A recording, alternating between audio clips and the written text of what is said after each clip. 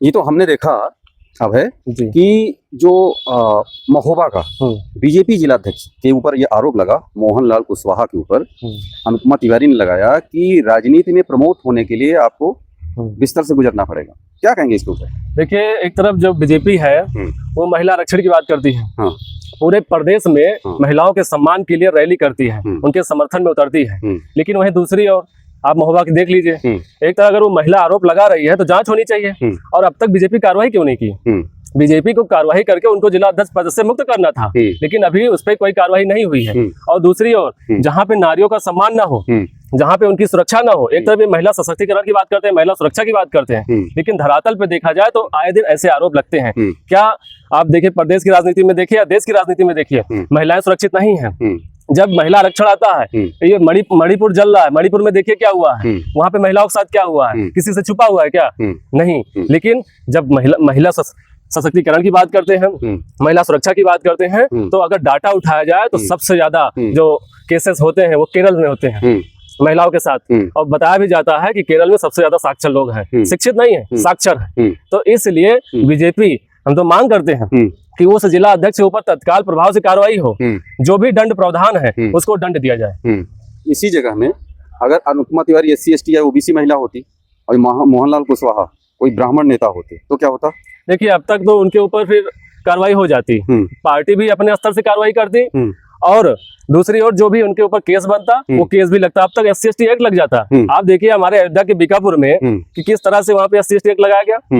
विष्णु तिवारी का आपने नाम सुना होगा, 20 साल तक वो SC ST एक्ट में जेल में बंद थे, लेकिन फिर उसके बाद छूटते हैं और न्यायालय मानता है कि वो निर्दोष है।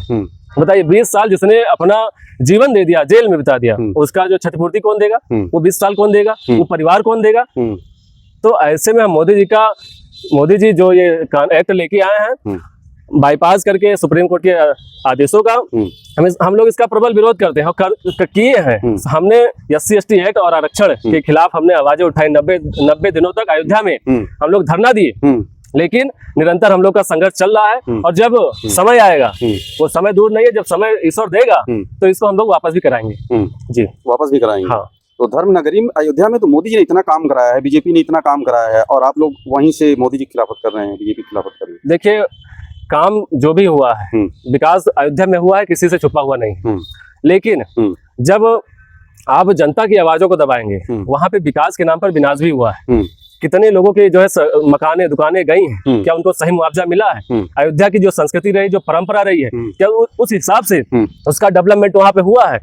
कोई VVIP लोग आते हैं तो बैरिकेटिंग लग जाती है, उसकी जो समस्याएं होती है कौन झेलता है? अयोध्या की आम जनता झेलता है, हम लोग झेलते हैं, लेकिन उसकी बात जो है कोई करने वाला नहीं है। बहुत बड़ी बात कहा आपने। अभी वहाँ के एक संत जी ने दिल्ली में अयोध्या महोत्सव चल रहा था, उसमें एक जब उन्होंने बात उठाई है, तो अब वो जो प्रशासन है, जो शासन है उत्तर प्रदेश, वो संज्ञान में इस बात को लिया है और अब कार्रवाई कर रहा है कि बैरिकेड्स हम हटाएंगे। बताइए, जब कोई VVIP आए और आप बैरिकेडिंग लगा दीजिए, रोडों को बंद कर दीजिए, किसी को अगर समस्या है वो हॉस्पिटल नहीं जा पाएगा, उसका वहीं पे ऑन द स्पॉट डेथ हो जाएगी। इसका जिम्मेदार कौन है? अयोध्या की जनता है कि हमने आपको जो है जमीन से लेकर सत्ता के शिखर तक पहुंचाया, इसलिए पहुंचाया है। अयोध्या पूरे विश्व का केंद्र है, पूरा विश्व जो है अयोध्या पे डिपेंड है। सनातन धर्म पूरे जो है अयोध्या से डिपेंड है, काशी से डिपेंड है। तो इस हिसाब से अगर अयोध्या की जनता ही सुरक्षित नहीं है, बात चुनाव का नहीं है, आप जब काम करेंगे तो लोग आपको वोट देंगे। आपने काम किया है अयोध्या में, किसी से नहीं छुपा हुआ, लेकिन जो समस्याएं हैं, वहाँ की जो मूलभूत समस्याएं हैं, उस पर भी बीजेपी को कार्य करने की आवश्यकता है। 2027 में किधर जाएंगे पंडित जी लोग, युवा जैसे आप जैसे लोग? जो देखिए, 2027 में सवर्ण समाज ब्राह्मण ये उसी की ओर जाएगा जो हमारी बात करेगा, जो हमारे आपके बीच से निकल के जो है सदन में पहुंचेगा, विधानसभा में पहुंचेगा, हमारी बात करेगा, हम उसको वोट करेंगे। बहुत पार्टियां बन गई, अलंकार अग्निहोत्री जी की, अभी हम देख रहे हैं जुगल किशोर तिवारी, अनिल मिश्रा जी, पंकज त्रिपाठी जी, बहुत सारे ब्राह्मण महासभा, बहुत सारी पार्टियां बन गई हैं। क्या अपील करेंगे युवा होने के नाते इन सब लोगों से? आपसे बड़े हैं ये लोग। बिल्कुल है, पार्टियां बिल्कुल बहुत बनी है, लेकिन जो हमारी विचारधाराओं पे काम करेगा, जिससे हमारे मेल खाएंगे विचारधारा, हम उसी को वोट करेंगे। और हम लोगों का भी ये सबसे संपर्क है, ऐसा नहीं है, अलंकार जी से भी है, जुगल किशोर तिवारी जी से भी है, पंकज त्रिपाठी जी से भी है, सबसे है, अनिल मिश्रा जी से भी है, बस्ती में उनसे हमारी मुलाकात हुई थी।